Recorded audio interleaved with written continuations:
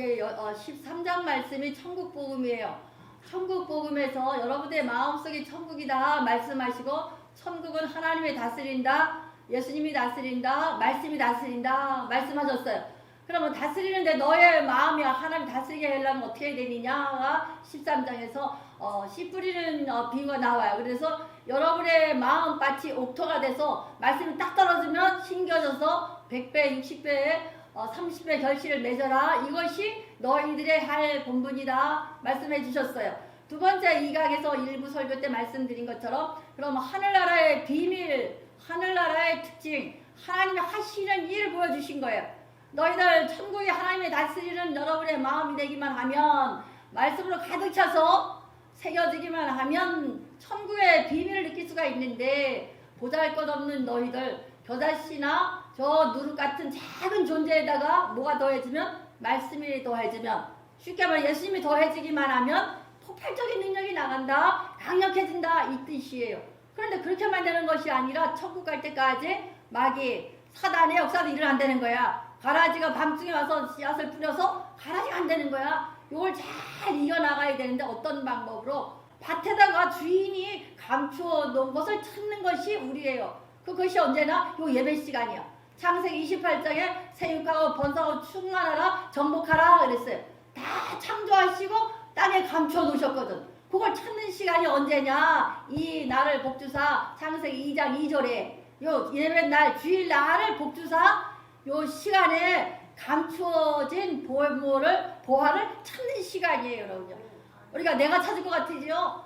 저 박사학위가 있으니까 박사학위를 찾을 것 같죠?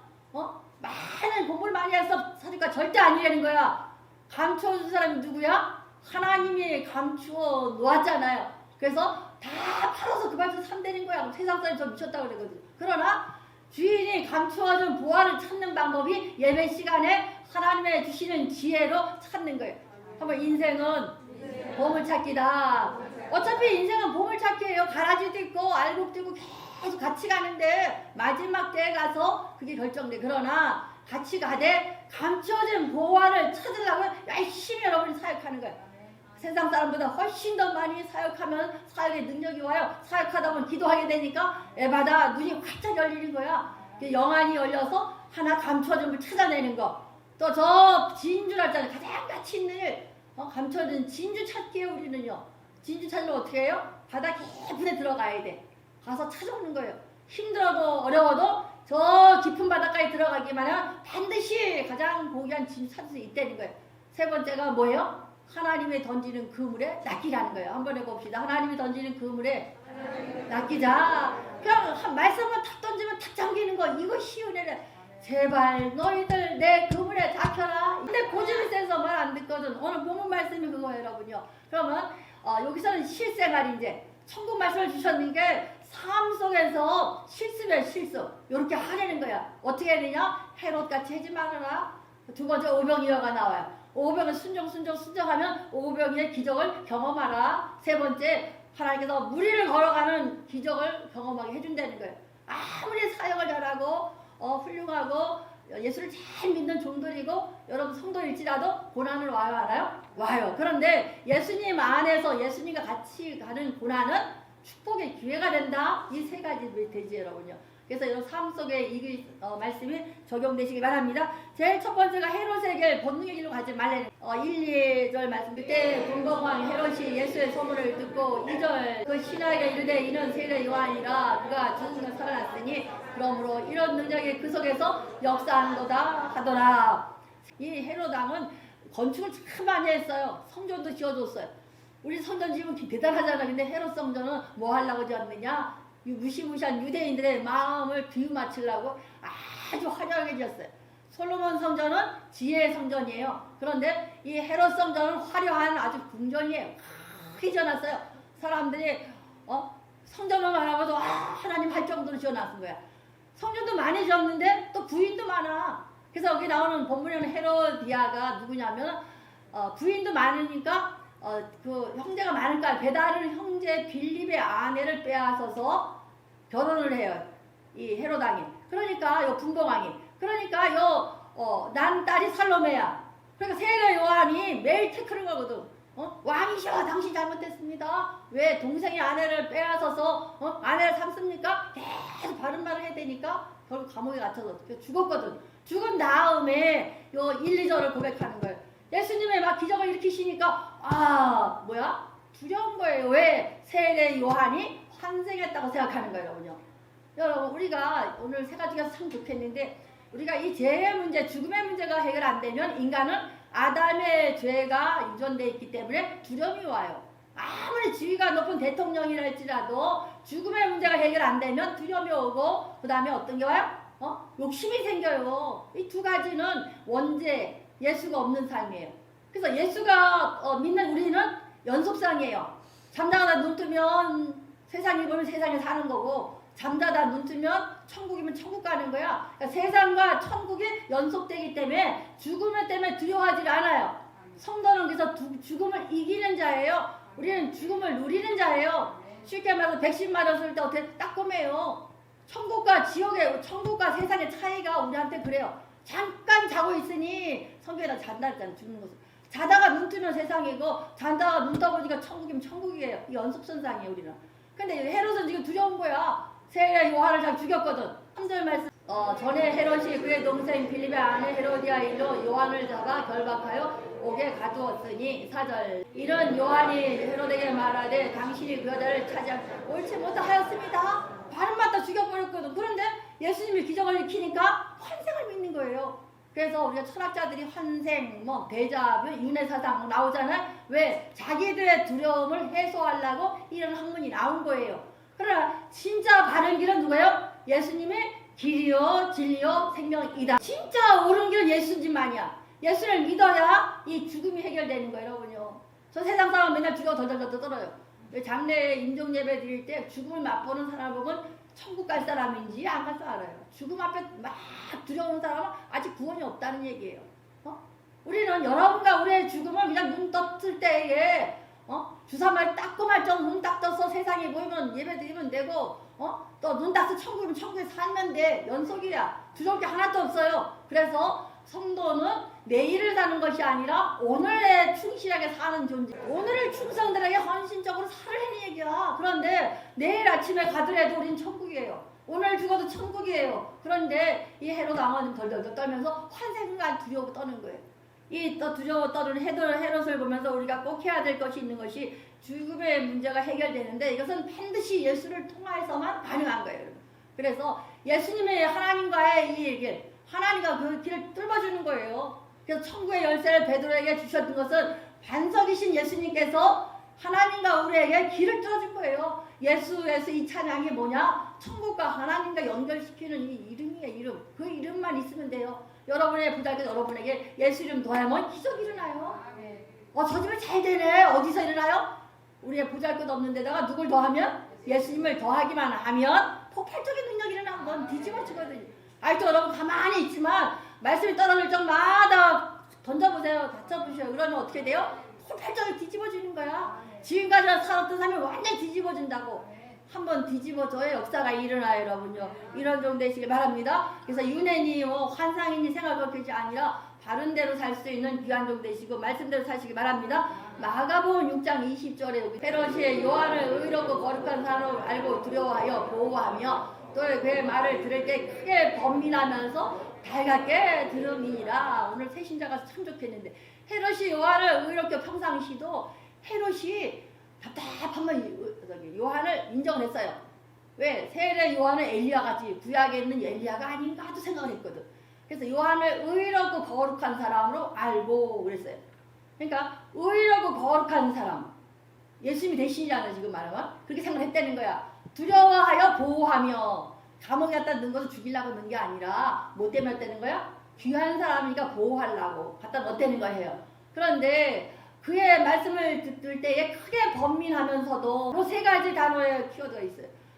그의 말을 들을 때에 크게 번민했다는 거야. 마음이 막 이게 뭔가 이게 옳은가 모른가 왔다 갔다 번민했다는 거야. 결정을 못했다는 거야. 근데 예수를 믿어서 말씀이 딱 들어오면 딱 잡아 들어야 되잖아요. 이것은 여러분의 선택이에요. 선택적 의지예요, 여러분요. 어떤 사람이 선택적 뭐라고 그런다고 나오는데, 그러게 아니라 자유의지를 주셨기 때문에 여러분이 딱 선택을 해야 돼. 말씀을 들을 때에 크게 번민하면서도 이제 우린 번민할 때 말씀을 딱 잡아두죠. 번민이라는 사람 이게 옳은가 그른가 교회 가니까 이게 뭔지도 몰라. 그러나 단순하게 딱 잡아두죠. 이게 하나님의 그물에 잡히는 거예요. 그래서 번민하는데 헤롯 왕이 딱 잡지 않았다는 거예요. 달갑게 들음이라. 근데 말씀을 잘 듣다는 거야. 그러니까 답답하면은 세례요한 불러서 말씀 전해줘. 아마 이랬을 것 같아요. 그런데 죽일 생각도 안 했어요. 감옥에 갖다 보호, 천연 유월에서 가둬놓았던 것을 보호하려고 그랬대잖아요. 그러니까 6절 말씀, 마침 헤롯의 생일이 되어 헤로디아의 딸이 영석 가운데 춤을 추며 헤롯을 기쁘게 하니, 헤로디아의 딸이 누구예요? 살로메. 성경에는 없지만 여러분 읽어보시면 신약서적에 나와요. 살로메가 춤을 추며 헤롯이 기쁘게 하니, 7절 말씀, 맹세로 그에게 무엇이든지 달라고 했는데 주겠느라고 약속하고는 땅을 반을 준다고 막 큰소리 막 저 다른 성경에 보면. 그런데 8절 말씀, 와 그가 제 어머니의 시킴을 듣고 이르되 세례 요한의 머리를 소반에 얹어 여기에 내게 주소서 하니, 9절 읽어 왕의 근심하나 자기가 맹세한 것과 그와 함께 앉은 사람들 때문에 주라 명하고. 여기서 나오잖아요. 세례 요한을 좋아했잖아요. 그 말씀을 다르게 받았고 말씀 절정마다 이 내적 갈등이 일어났다는 얘기예요. 다만 모셔드리지 못한 것 뿐이야. 그런데 왕의 근심하나 자기가 그래도 힘들 적마다 세례요한을 불러서 말씀을 듣고 달게 받았다는, 또 마음에 번민이 있긴 하지만 딱 받아들여서 여호와를 받아들이지는 않았지만 근심하나 자기의 맹세한 것과, 세례요한은 누구의 중심이에요?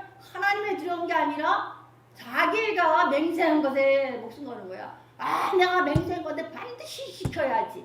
대단한 것 같은데 하나님 앞에는 그거는 완악하고 고집세고 애고 자기 주장이 가장 자아가 강한 사람, 이거 깨트리는 작업이 신앙생활이에요 여러분요. 그러니까 자기가 맹세한 것 때문에, 또 함께한 많은 사람 때문에, 신앙생활을 때문에가 들어가는 사람은 절대 신앙생활이 바르지가 않아요. 누구 때문에? 여기잖아요. 누구 같은? 헤롯 왕. 여러분 안에 헤롯 왕이 얼마나 많겠어요. 누구 때문에? 맹세 때문에, 함께한 저 사람들의 시선 때문에 내가 왕인 채통이 있지, 내가 약속을 반드시 지켜야지 이랬다는 거예요 여러분. 그럼 여러분 우리 여기서 기억할 게 있어요. 우리가 혹시라도 헤롯 같은 삶을 산다면 이거 깨내버리려는 거예요 하나님께서.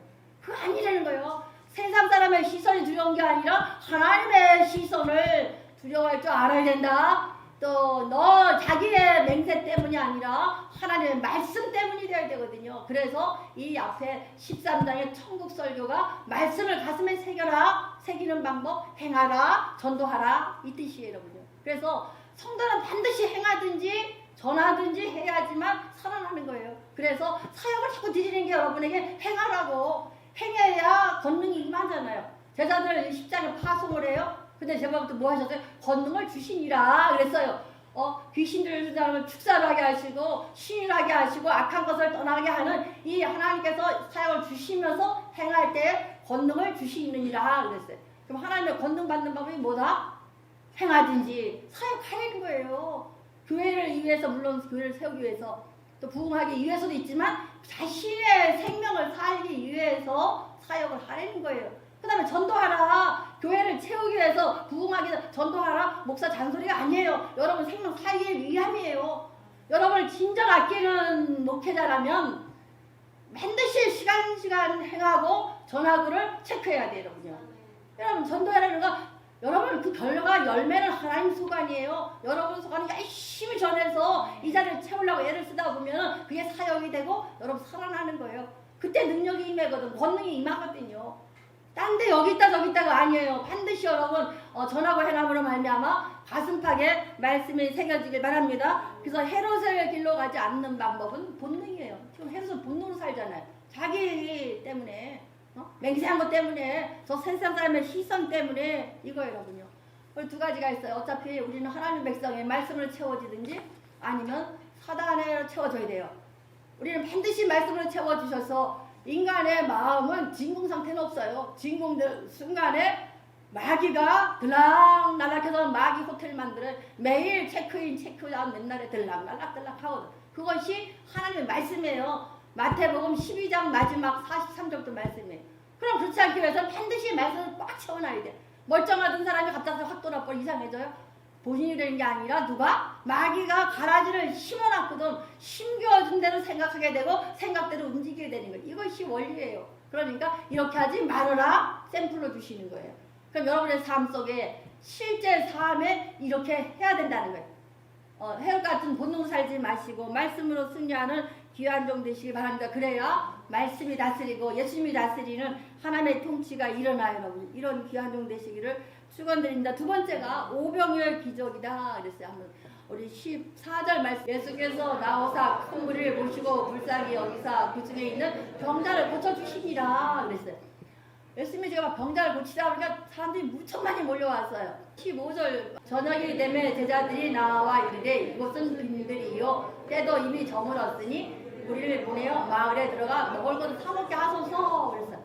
여기서 단어를 세 개 찾으시면 돼요. 저녁이 되매 우리 같은 이렇게 현상적인 저녁이 되매 이 뜻도 있지만 제자들이 나와서 있는 빈들이야. 저녁이 됐어요. 인생의 황혼기가 됐어. 밤이야. 인생의 밤이야. 또 빈들이 아무것도 없어. 또 어디에요? 이미 저물었으니 완전히 고난 세 번에 이것을 퍼펙트 스톤이라 그래요. 고난이 몰려오면 한꺼번에 몰려와. 풍랑이 일으면 바람이 살살 불다가도 다른 바람 태풍이 불면 몰아서 토네이도가 되듯이 이것을 퍼펙트 스톤 그랬는데 우리 인간에게도 고난이 오면 한 번만 오면 되는데 이것저것 합쳐서 고난이 오면 어떻게 해요? 실직하면 건강이 나빠져요. 건강이 나빠지면 또 자녀에 문제가 생겨. 집안에 문제가 생기다 보면 가정의 관계가 깨져. 이것이 한꺼번에 오는 퍼펙트 스톤이 같은 삶이야. 그러니까 여기도 저녁이 되고 또 빈들이고 이미 저물었다니까 고난이 겹치는 거야. 그런데 뭐라 그래요? 많은 백성을 어떻게 먹이냐는 거야. 그러니까 제자들이 뭐라 그래? 각자 도생하자. 마을에 들어가서 각자 먹게 하소서 이렇게 말해요. 그 누구 생각이야? 제자들의 생각이에요. 16절 말씀. 예수께서 이르시되 갈 것 없다. 너희가 먹을 것을 주라. 예수님에게 합리적인 질문을 한 거예요. 하나님 우리 뭐 아무것도 없고 해도 저물었고 저녁이 됐고 빈들이고 이미 저물었으니까 고난 너무 힘드니까 어떻게 해요? 저 사람들 우리 생각 맞죠? 다 각자 가서 먹고 올 사람 오라고 그래요. 누구 생각이야? 제자들의 생각이에요. 그게 합리적이거든. 맞거든. 그런데 하나님 뭐라 그래? 너희에게 이르시되 갈 것 없다. 너희가 먹을 것을 주라. 비합리적인 응답을 하시는 거야. 그러면 우리 같으면 하나님 목사님 이거 아니잖아요. 마트도 없고 편의점도 어떻게 먹여요 목사님. 아마 이럴 거예요. 당연히 그래. 그런데 제자들이 하지 않았다는 거예요. 그 다음에 17절 말씀. 제자들이 이르되 여기 우리에게 있는 것은 떡 5개와 물고기 2마리 뿐이라. 예수님 어떻게 먹여요? 우리 수도 안 하고 이거밖에 없습니다 이거예요. 그럼 여러분도 마찬가지예요. 지금 어렵고 고난이 와 나갈 틈이 없어. 그러면 하나님 그냥 기도하는 거예요. 이거밖에 없습니다. 하나님한테 있는 대로 드러내는 거예요. 근데 우리는 다 감춰놓고 더 주세요 해결해 주세요 절대 아니야. 그냥 이 방법대로 하란 말이라고 그죠. 그럼 제자들이 오병이어 기적을 경험했는데 성도의 삶은 오병이어를 기적하는 삶을 살아라가 하나님의 말씀이거든. 핵심이. 그렇게 해서 뭐 해야 되느냐. 지금 2마리밖에 없습니다. 있는 거 가져 드렸어요. 한번 있는 거 드리자. 있는 거 그냥 가져왔어요. 제자들이 한 번은 아무것도 한 게 없어. 빈들이고 이미 해가 저물었고 날이 어두워졌는데 고난 오는데 뭐야?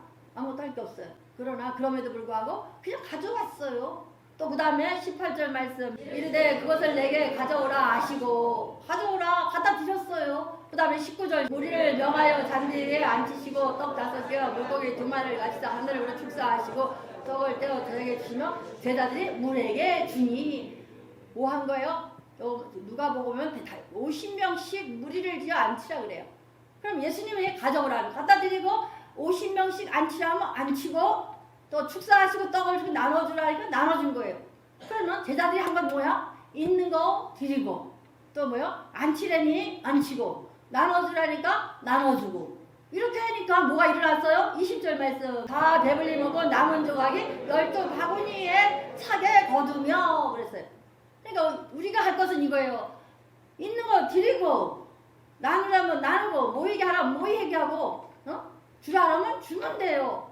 그러니까 순정만 하면 돼요. 합리적인 생각에서는 절대 기적이 안 일어나요. 그 사단해 주는 거예요. 사단은 이해, 납득, 공감되는 것만 해. 욥기서 1장 8절에 두 절에 나오잖아요. 저 무슨 까닭 때문에 예배 드린다는 거야. 왜 이해, 납득, 공감 안 되는데요? 쟤들이 왜 온지 알아요? 반드시 이유가 있기 때문에, 까닭이 있기 때문에 예배 드립니다. 이렇게 예수님 하나님 말씀드려요. 누가? 마귀가. 우리가 마찬가지예요. 하나님의 세계는 설명할 수 없는 것을 믿을 때, 설명할 수 없는 것을 행할 때에 그게 믿음인 거예요, 여러분요. 그 12바구니가 거두었더라. 12지파를 상징하는 바구니. 또 저 시돈과 두로 지방에는 7 방주리가 나와요, 여러분요. 저 이방인에게는 방주리의 축복을 주시고 유대인에게는 바구니의 축복을 허락하시는 거예요. 그럼 우리 바구니의 축복을 받기 위해서는 어떻게 해야 되느냐? 주라면 주고 뭐 하는 거예요? 나누라면 나누고 앉히라면 앉히고 말씀대로 순종하면 오병이 기적이 일어나는 거예요. 성도는 오병이 기적을 경험하는 성도가 진짜 성도예요, 여러분요. 여러분의 삶 가운데 이 기적이 일어나시길 바랍니다. 이게 확장 원리예요. 근데 우리는 어떻게 해요? 겨자씨가 확장돼서 어떻게 해요? 겨자씨가 조그만 점 같은 것에 예수님 말씀이 묵히면 내대로 하게 되면 큰 나무가 되고, 저 밀가루에다가 베이킹파우더 한 스푼만 넣어도 빵이 부풀어서 이만큼 되잖아요. 이 확장의 원리인데 우리는 뭐만 봐? 저 겨자씨 조금 했는데 저걸 베이킹파우더 저거 넣어서 될까? 거기서 멈춘다는 거예요. 그러니까 여러분의 시선을 그 작은 거에 고정시키지 마시고 어디에다가? 하나님에게 고정시키라는 거예요. 해롭같이 내 맹세 때문에, 저 사람 시선 때문에 저렇게 악한 짓 하지 말라, 이 뜻이에요, 여러분요. 천국길에 방해하지 말아라, 이 뜻이에요. 여러분들은 어떻게 해요? 오병이 기적을 일으키는 주라면 주고 앉히라면 앉히고 나눠주라면 나눠줬을 때에 오병이 기적을 경험하는 거예요. 순종할 때 역사가 일어나요. 여호수아 3장 8절에 보니까 요단강이 또 탁 걸렸어요. 40년 광야 생활을 이들에게 아모리를 처음 쓰고 딱 요단강을 건너가야 가나안 땅에 들어가는데 마지막 관문인 여기서 반드시 넘어가야 되거든요. 그런데 하나님 명하신 게 뭐예요? 너는 시작. 너는 언약궤를 맨 제사장들에 명하여 이르기를 너희가 요단강가에 이르거든 요단에 들어서라 하니라. 저 강물에 발을 넣으라는 거야. 언약궤를 메고. 그러면 언약궤, 귀한 언약궤 젖으면 어떻게 해요? 우리 이럴 거예요. 발 넣으라. 이 강물에 어떻게 발 넣어도 돼요? 그럴까 안 그럴까? 그럴 거예요. 그런데 하나님은 그냥 네가 순종해 봐라는 거예요. 어떤 일이 벌어지냐. 제가 너희잖아. 그냥 순종해 봐요, 여러분. 10년이 지난 다음에 여러분의 삶 모습이 다 다르잖아요. 10년 동안 버텨서 다 달라지잖아요. 여러분 먼저 가져오려면 발 담그세요. 담그려면 담고, 매라면 매고, 나누라면 나누고, 주라면 주니까 오병 기적이 일어나더라. 이게 우리가 이해 안 되는 하나님의 세계의 비밀이고 설명할 수 없는 하나님의 기적의 능력이고 천국의 비밀이에요, 여러분요. 이 비밀 역사가 여러분의 삶 가운데 일어나시길 바랍니다. 그 다음에 세 번째가 우리가 말씀대로 순종하는데, 순종만 있으면 참 좋겠는데 어떤 일이 벌어져요? 물 위에 강풍이 불어나거든. 22절 예수께서 즉시 제자들을 재촉하사 자기 물을 보내는 동안에 배를 타고 앞서 건너편을 가시니. 예수님은 오별 기적을 일으키니까 제자들의 마음속에, 또 많은 백성들의 마음속에 무슨 마음이 들어? 와, 대통령이 되기만 하면, 그 당시에 유대 왕만 되면 먹고 사는 경제 문제 끝, 이렇게 된 거야. 그 속으로 그러고 있어요. 예수님은 어떻게 해요? 이 바보들아, 난 그게 아닌데 하고 가서 기도하셨어요. 그럼 이 제자들은 지금 막 기적을 일으켰으니까 고난도 없고 이제 평탄하게 형통한 길을 쫙 가야 되는데, 23절에 무리를 보내신 후에 기도하러 따로 산에 올라가시니라. 저물매 거기서 혼자 계시더니 예수님은 사명 감당을 열심히 기도하는데 제자들의 생각과 반대인 거예요.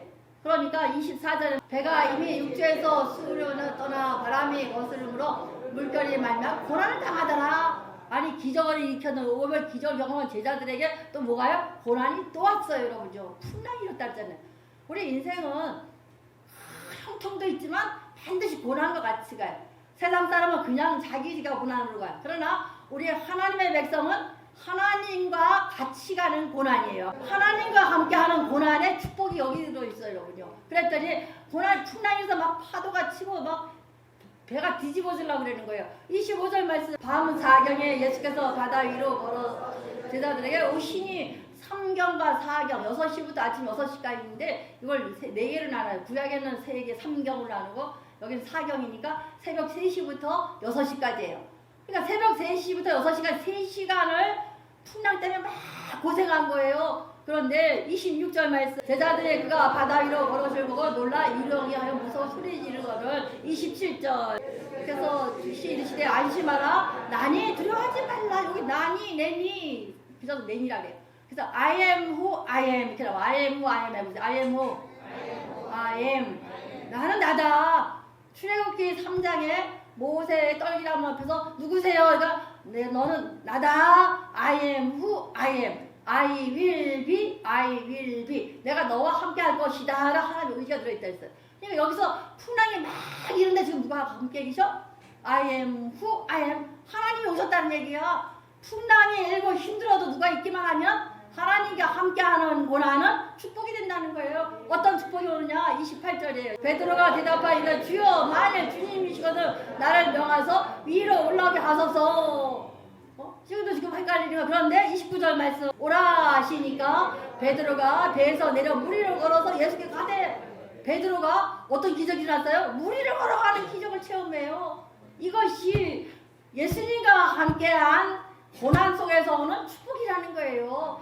베드로가 얼마나 예수님을 뻘떡뻘떡거렸어요. 그런데 예수님께서 예수님과 함께한 고난 속에는 반드시 여러분에게 베드로와 같이 놀라운 경험을 하게 해요. 그러니까 믿음이 어떻게 세요? 반석까지 다 뜯어버리잖아요. 그러니까 이때부터 베드로는 이제 하나님의 뭐가 돼요? 수석제자로서의 사도로서의 자리를 매김하는 거야. 왜? 물을 걸어본 적이 있거든. 여러분 물이 왜 걸어본 적 손 들어봐. 목사도 안 걸어봤어요. 근데 베드로는 지금 걷잖아요. 왜? 고난 가운데 누구 고난? 내 고난 가운데 있으면 고난이 길어져요. 그러나 하나님의 사역 가운데 고난인 거예요. 여러분 내가 있잖아요. 고난이면 뛰어들어야 했잖아요. 사역을 뛰어드세요. 그럼 여러분의 고난이 줄어요. 베드로가 그랬잖아요. 고난 속에 뛰어들으니까 어떻게 됐어요? 무리를 걸어봤잖아. 놀라고 경험했잖아요. 그럼 베드로와 같은 11제자들이 봤을까 안 봤을까? 봤잖아요. 그러니까 30절 말씀 바람 소리를 두고 무서워 빠르지니라 소리를 질러 이르되 주여 나를 구원하소서. 물론 빠지긴 했지만 걸은 적이 있어 없어? 그러니까 기적은 믿을 게 못 되는 게 또 빠지거든요. 그래서 예수님께서 철저히 말씀을 알려주는 거야. 저 가버나움 사람, 베사는 사람, 고라신 사람들은 나를 안 믿는다. 많은 기적을 보고도 그러면서 또 설명해 주셨어요. 또 오늘은 뭐예요? 베드로같이 고난이 와도 예수님과 함께하는 고난은 기적을 일으킨다. 그런 다음에 31절 말씀 예수께서 즉시 손을 내밀어 그를 붙잡으시며 이르시되 믿음이 작은데 왜 의심하느냐. 이건 우리의 모습이지만 33절 배에 있는 사람들이 예수께 절하고 이르되 진실로 하나님의 아들이소이다. 베드로는 어떤 경험을 했어요? 고난 가운데 예수님과 함께 고난 가운데 풍랑이 일으면 여러분 예수 믿고 여러분들이 고난 당하잖아요. 또 하나님의 교회 때문에 고난을 당하잖아요.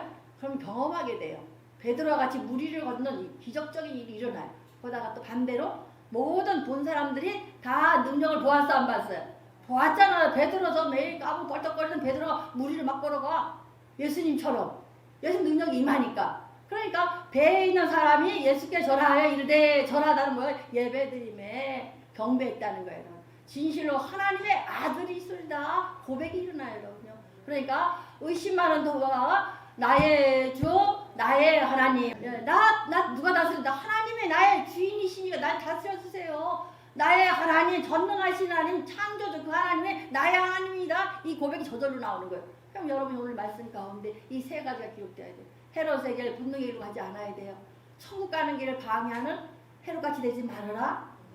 번민하면서도 안 받아들이고 안 믿었다. 이거 성경이 말씀하시는 거예요. 반드시 예수님만이 죽음의 문제를 해결해서 두렵지 않게 하는 길이다 말씀하셨어요. 두 번째가 오병이어의 기적이에요. 성도는 반드시 세상 사람이 기적이 일어났네 말에는 이런 삶이어야 되는데 순종하니까 오병이어의 기적이 되더라고. 누가? 12광주리가 남았더라 세상 사람이 말했다는 거예요. 그러니까 우리도 마찬가지 12광주리가 남았다고 세상 사람이 말해주는 거. 그 집에 돈 잘 벌고 잘 돼서 12광주리 축복을 받았대가 돼야 되는 게 성도의 삶이에요. 여러분요. 또 그런데 고난이 없는 게 아니에요. 여러분 여러 가지 풍랑이를 걸어갈 때 예수님과 함께하는 고난은 축복의 기회가 돼요. 예수님과 함께하는 고난은 축복의 기회다. 그러니까 이렇게 살아내는 거예요. 천국 말씀 붙들고 이렇게 샘플로 실습해 주신 거예요. 그러니까 집에 가셔서 13장, 14장 읽으셔서 이런 삶 되시기를 축원드립니다.